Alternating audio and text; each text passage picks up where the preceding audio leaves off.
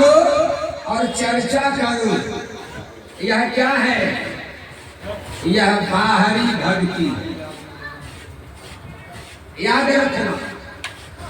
और ये बाहरी भक्ति के द्वारा तीसरे सूत्र में हरिंदर भैया तुम्हें कहते हैं अब छोड़ बाहरी, अंदर में घुस, अंदर में धंसो जहां तुम्हारा जीव रूपी सीध बसता है। केवल मंदिर में, मूर्ति में, तीर्थ में परमात्मा नहीं है। छोटन की अम्मा और से 51 रुपये का दास परमात्मा सदा सुखी किया। तो माई जब तक आप अंदर में नहीं डूबोगे, गांठ गठिया लो, भक्ति तो होगी लेकिन उद्देश्य जो मानव तन को उसमें मिलाना है, इस आत्मा को यह उद्देश्य की पूर्ति संभव है। और सच्चाई आनंद तब तक संभव नहीं है जब तक पूर्ण समर्पण न हो जाए। एक छोटी सी उपमा, महाभारत के पूर्व जुए में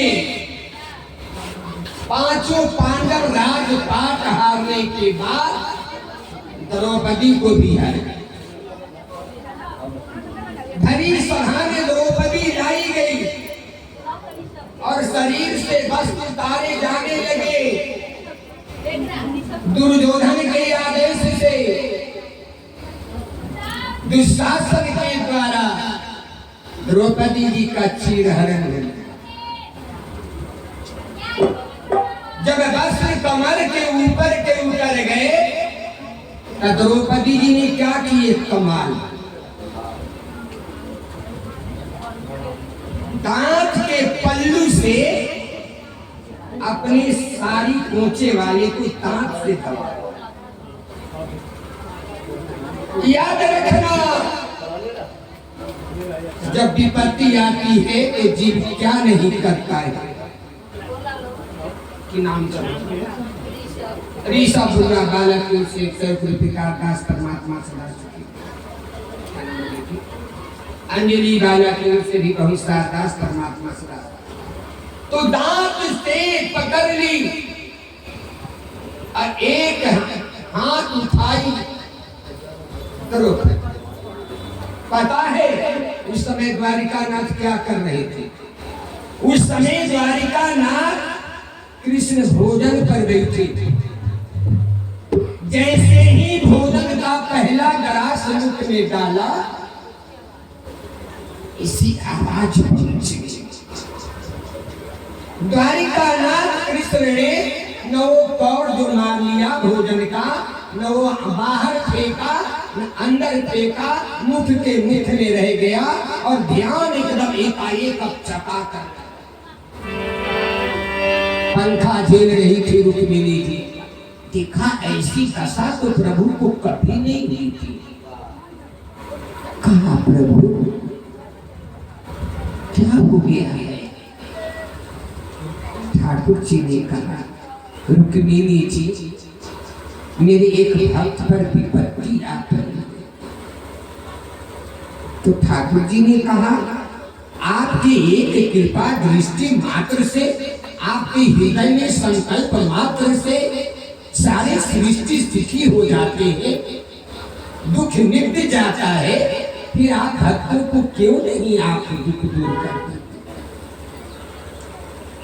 ठाकुर जी ने कहा रुक्मिणी जी, बेबस है, लाचार है, पुकार तो रहा है लेकिन पूर्ण समर्पण नहीं हुआ। याद रखना, पूर्ण समर्पण नहीं हुआ।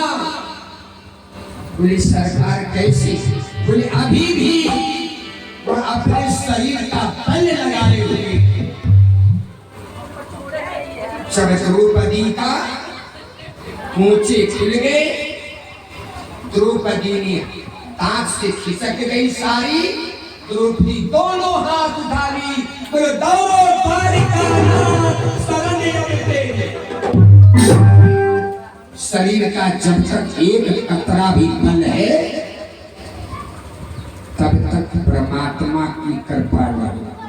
पूर्ण समर्पण, जब पूर्ण समर्पण हुआ तो परमात्मा नंगे पांव दौड़ आए और वस्त्र का अवतार लेना पड़ा। परमात्मा हमें इंतजार कर रहे हैं कि भक्त कब समर्पण के साथ हमें बुलाता है। परमात्मा जब समर्पण के साथ कोई बुलाए, परमात्मा क्षण भर देर नहीं करते हैं। बिंदु जी ने लिखा है कि प्रबल प्रेम के पाले पर कर प्रभु का नियम बदलता है देखा, अपना मान टले टल जाए भक्त का मान न टलते देख।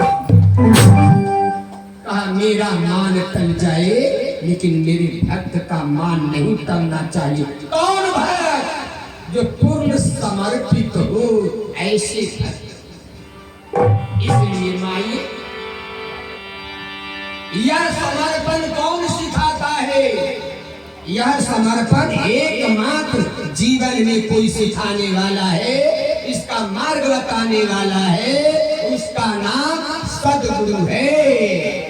और समर्पण का मार्ग बताकर विषयों का राग छुड़ाकर परमात्मा से जोड़ने का काम एकमात्र सद्गुरु।